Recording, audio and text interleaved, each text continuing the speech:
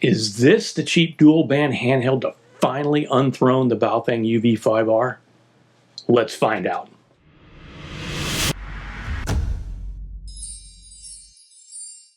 Welcome to the House of Ham. I'm Bob WV7W. A while ago I did a review on the Tidradio TD-H3. Tidradio reached out to me again to look at their latest entry into the market, the TD-H3. For full disclosure, Tidradio did send this to me to do a review, but the opinions on this are completely my own, and they will see this at the same time it's available to you. Now, the first thing I noticed is this thing is considerably smaller than the H8. It only puts out 5 watts instead of the 10 watts of the H8, but to be perfectly honest, I don't see using 10 watts with a handheld as a good idea. I suppose if you're using it with an external antenna, that is a different animal. But I'm not putting 10 watts of VHF, UHF, RF that close to my dome. Now, when I pulled this out of the box, I was amazed just how small this thing is. It's about the same height and thickness of a UV5R, and it's just a tad narrower. It really feels nice in my hand. Now, I would say it's about the perfect size for me, but if you got big old mitts, you may want a larger HT. The buttons are also pretty small, so if you got sausage fingers, you may not like the smaller buttons on the H3. One of the things we're starting to see in these lower priced radios is the inclusion of airband AM receive.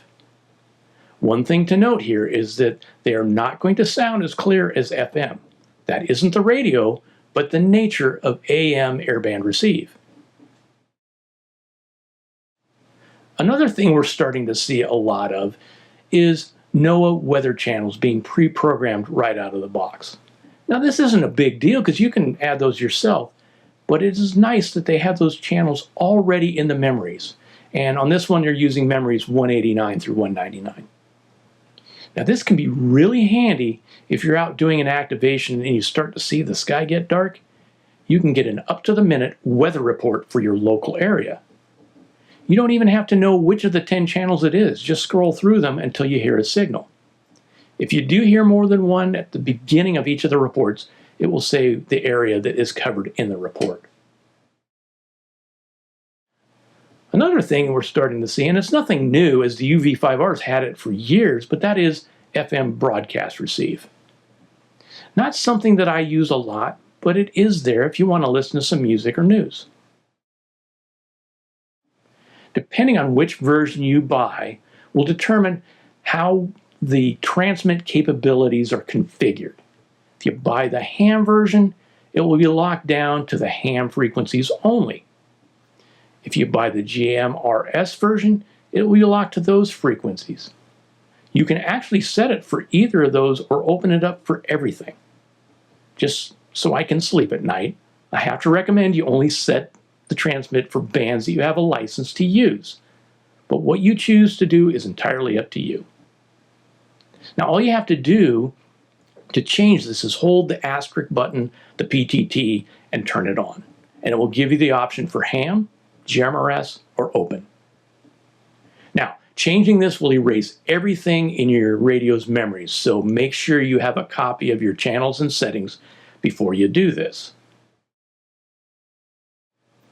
Another feature that is becoming commonplace is USB-C charging. This is great for portable equipment, as you don't have to bring special chargers if you're traveling. I don't know why we haven't seen this sooner, but I'm glad we have it now. This radio, like the TD-H3, has a USB-C port on the bottom of the battery. The charging cradle also has a USB-C port on the back of it, so you can use USB-C even with the cradle.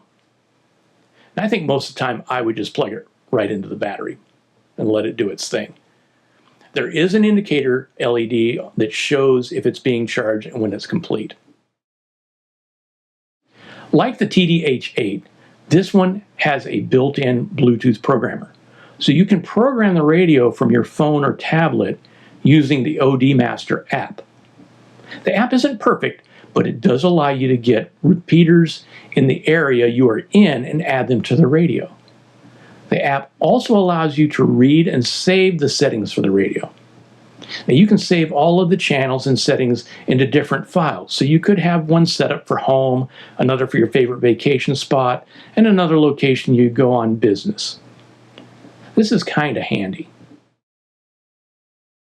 This next feature is probably one of my favorites for this radio, and that is the USB-C jack on the side of the radio right under the mic port.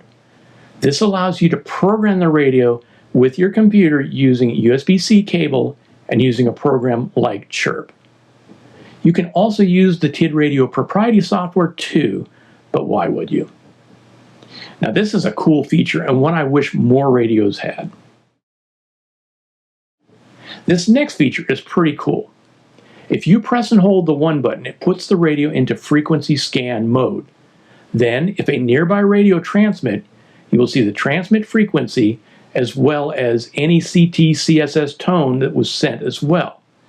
This is pretty cool, but the actual utility of this might be a little limited.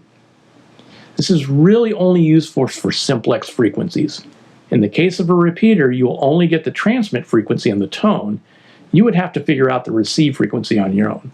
Not that that is overly challenging, but I would like to see an option that would allow you to tell the radio that this is a repeater and it would take care of it for you. So the big elephant in the room is the issue of spectral purity. That always seems to come up with these cheaper Chinese radios. And this has been covered in depth by many others on YouTube, so I won't go into the particulars here. In a nutshell, I would say these are better than the Baofeng UV5R, but they're right on the bubble whether they meet the FCC thresholds. Some say they do, some say they don't. Bottom line is you have to decide for yourself on this subject. At around $35, this is a great radio for the price. If you were thinking about getting a Baofeng or similarly priced radio, this might be a better bet. Is it a perfect radio? Certainly not, but it is a good radio for the price, with some nice features. If you know of a better radio in this price range, leave a comment below. I hope you found this helpful. If you did, do me a favor and hit that like button. If you want to see more content like this, consider subscribing and don't forget to hit the bell so you get notified. Until next time, 73.